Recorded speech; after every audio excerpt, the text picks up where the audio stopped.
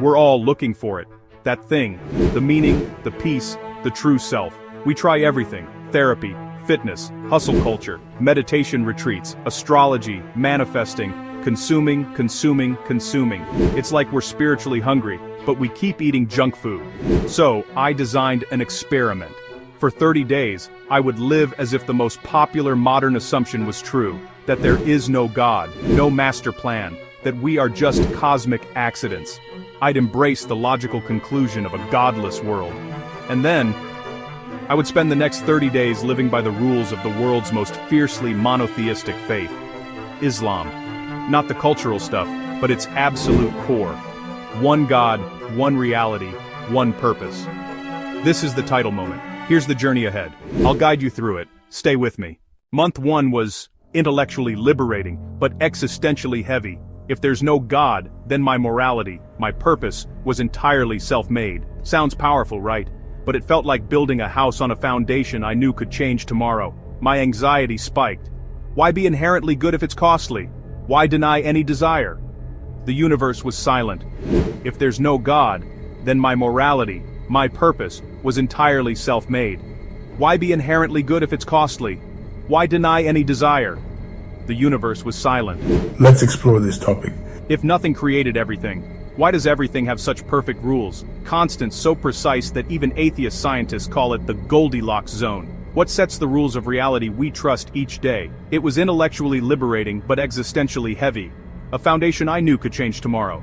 The silence got louder. Why deny any desire? Why be inherently good if it's costly?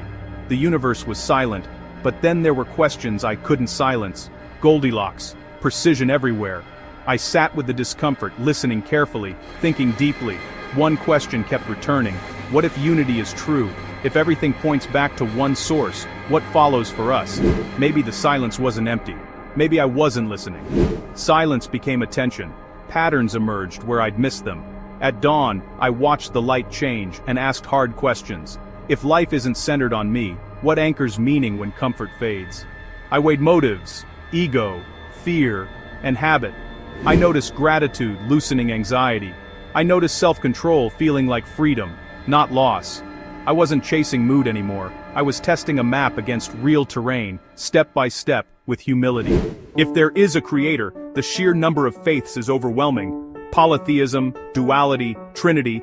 It felt like human imagination trying to fill the gap. Then I hit a logical checkpoint. If there is one ultimate reality, one source of existence, it must be one, unique, unlike anything within creation. Not a father, not a son, not in a statue.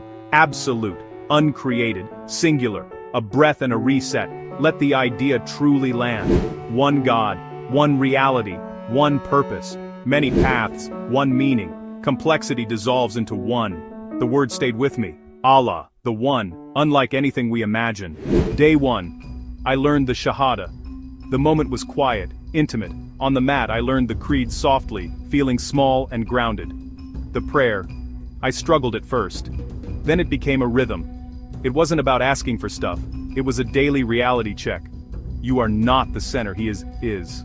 The Quran didn't feel like a book about God. It felt like a direct speech from God, challenging, comforting, absolute. Its preservation wasn't a miracle of faith but a historical fact. There is no God, but God removes all idols. Money, ego, social status, other deities. It was the ultimate decluttering of the soul. Worship nothing created. Submit only to the uncreated. Islam calls the universe ayat, signs. Science wasn't the enemy, it was the translation guide.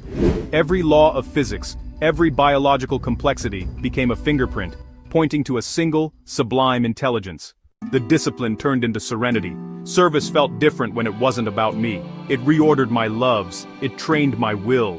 The world felt newly named. Slow inhale, slow exhale. Discipline softened into a steady calm. Not mood, reality. The center shifted. Order everywhere, patterns that whisper one. I was ready to ask harder questions. The horizon swelled with light, and my questions sharpened. In a quiet room I practiced. Simple actions, repeated with intention, revealed order where I once saw noise. Each breath named dependence.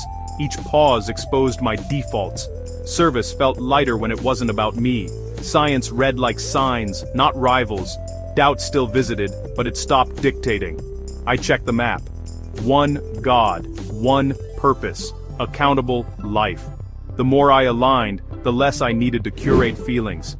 I wanted truth that works on hard days, not just good ones. In that stillness, the pattern held, and my center shifted from self to the one.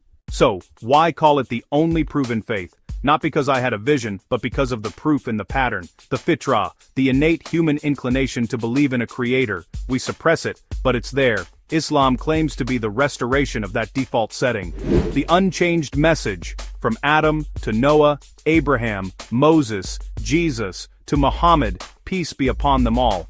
The core message in the Quran is the same: worship one God. No evolution, no contradiction.